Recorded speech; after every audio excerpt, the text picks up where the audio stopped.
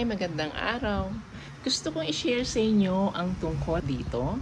Pero bago yan, pakita ko muna sa inyo itong aking mga ginawa. Ito ay gawa lang sa empty Yakult bottles, yung katawan niya. At yung ulo ay ping pong balls. Binalutan ko ng crepe paper yung kanilang katawan. At pati yung kanilang buhok ay gawa sa crepe paper. Pati yung balbas nila. Ito naman sa mga isda at sa mga gulay. Ito ay gawa sa air dry clay. At minamadali ko yan tapusin dahil pagka natuyo na hindi mo na pwedeng baguhin pa. At ito namang mga blue na to ay mga holen sa loob. Ayan, ginawa ko yung basket out of strips na cardboard. Ito ay tissue holder. Ayan. At ang iba, ito ay stick lang. At ito ay styrofoam. Ayan, umpisa na natin yung ating kwento.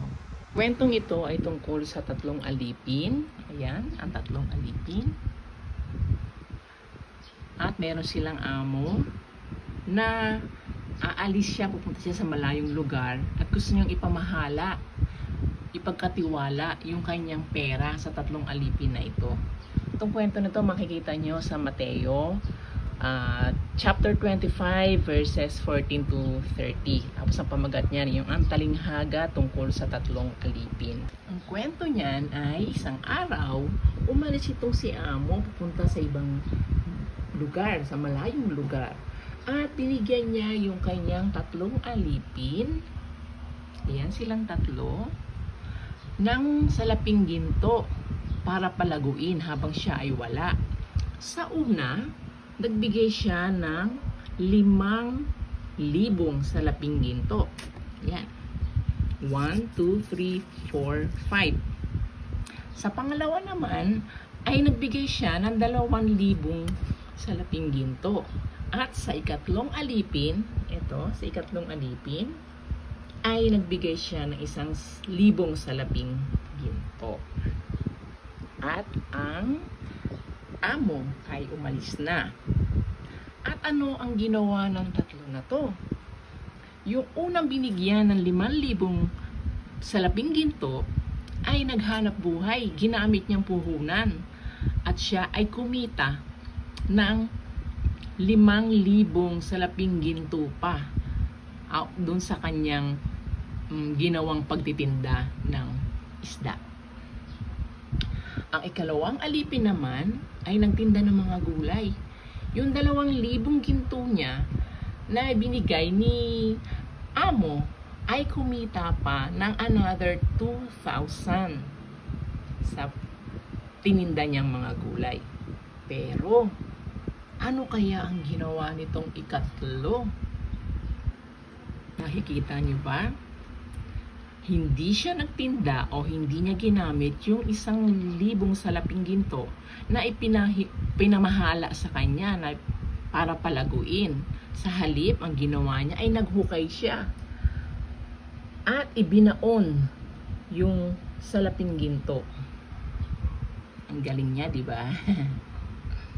Ayan.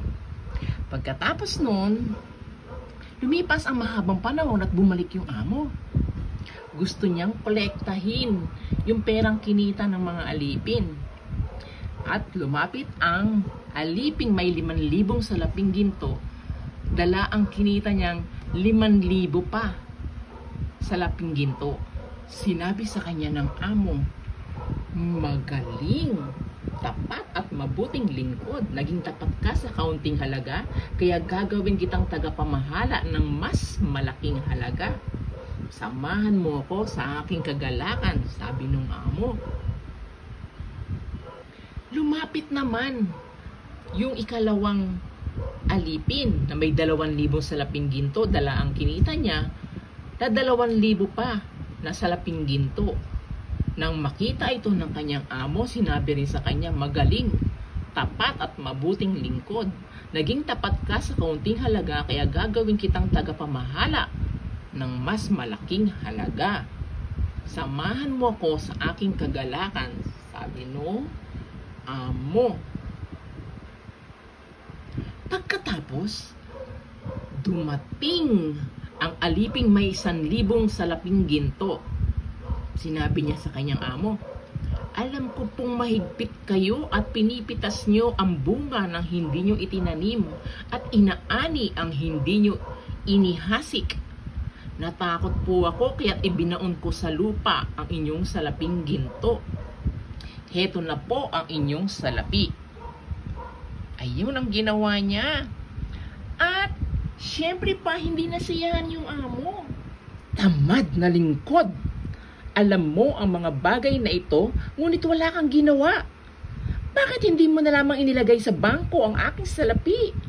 Kahit paano ay may tinubo pa sana ito.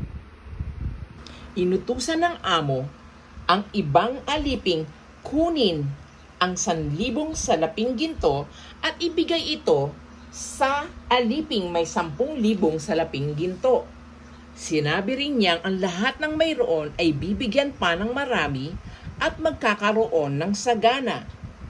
At sino man ang wala, pati ang kakaunting nasa kanya ay kukunin pa.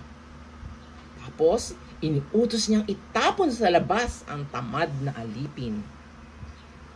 Yan. So, sa kwentong ito, sino nga ba tayo sa Panginoon? Tayo ba ay katulad ng 2 alipin na kung ano ang pinagkatiwala sa atin ay pinalalago at pinagayaman natin? O tayo ay katulad ng 3 alipin na nagwawalang bahala doon sa mga kaloob sa atin ng Diyos? Salamat sa panonood.